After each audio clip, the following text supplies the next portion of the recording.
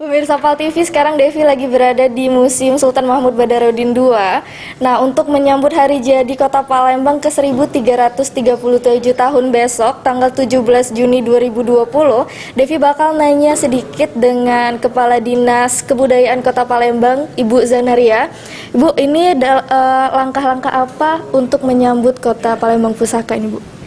Ya, untuk menyambut Kota Palembang sebagai kota pusaka, kita sudah berusaha itu sudah kita bicarakan bahwa kita mengadakan kerjasama dengan pihak UI, akademisi, terus juga melalui ke event-event daripada jaringan kota pusaka.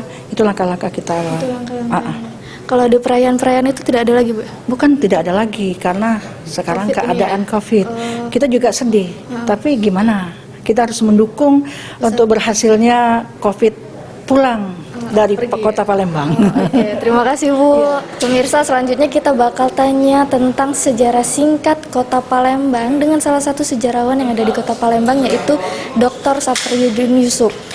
Assalamualaikum, Bapak. Bapak izin bertanya, ini menurut bisa jelaskan ke pemirsa tentang sejarah singkat Kota Palembang ini, Pak?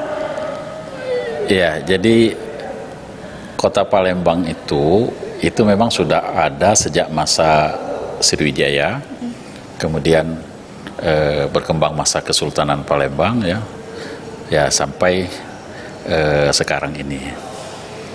Nah, hanya hari jadi Kota Palembang itu baru ditentukan tahun 1972. Jadi peringatan dan peresmian hari jadi Kota Palembang yang pertama kali itu tahun 1972. Itu waktu itu dilaksanakan di Bukit Siguntang. Nah, itu. Kalau perkembangannya sendiri, Pak, Kota Palembang ini? Saya kira cukup maju, cukup pesat ya perkembangan itu.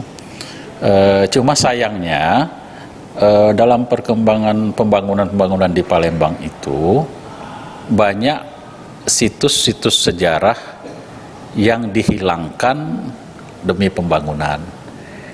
Nah, ini yang kebijakan pemerintah pemerintah kota pada waktu itu yang keliru. So, kalau di kota-kota lain itu bangunan-bangunan lama cagar budaya itu tetap dipertahankan. Nah, kita di bumi hanguskan. Nah, ini jadi agak sulit kita untuk melacak, merekonstruksi kembali tempat-tempat yang punya nilai-nilai historis itu.